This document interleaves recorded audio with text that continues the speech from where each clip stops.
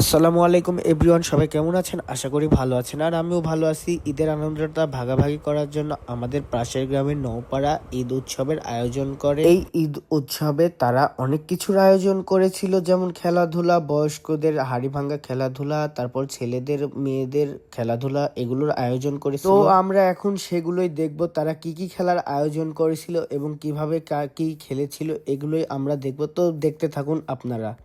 আব্দুল হামিদ মোল্লা প্রথম প্রতিযোগী হিসেবে অংশগ্রহণ করছে। খেলা শুরু হয়ে গেছে, চোট বাধা হয়েছে। এবার দেখা যাক সে কোন দিকে যায়।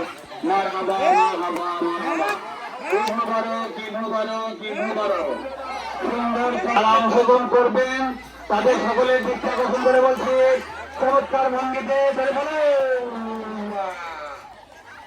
হয়েছে। আমার শ্রদ্ধা আব্দুল কাকা এবারে চলছে, কোন দিকে মারে মার হাওয়া হলো না, যাচ্ছে এগিয়ে যাচ্ছে। কেউ পাশে থেকে কোনো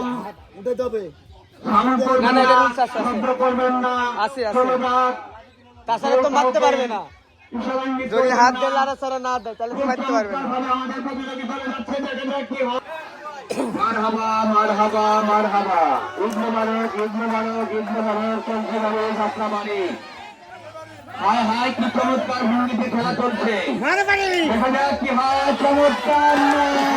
তো এই যে খেলাটা দেখতে পেলেন, এটা হলো হাড়ি ভাঙ্গা খেলা। এই হাড়ি ভাঙ্গা খেলা একমাত্র গ্রামেই প্রচলন এখন পর্যন্ত হয়ে আছে, আর এই খেলাটা অনেক আনন্দময় খেলা। তো হাড়ি ভাঙ্গা খেলা শেষ করার পর এবার প্রাপ্তবয়স্ক ছেলেদের মোরগ লড়াই খেলা। মোরগ লড়াই খেলা আমরা অনেক ছোটকালে খেলেছি, এখন আর এইসব খেলা আর দেখা যায় না। এই মোরগ লড়াই খেলার পরে আবার আরো একটি ভেরি ইন্টারেস্টিং খেলা হবে, সেটা চোখ বেঁধে হাঁস ধরার খেলা।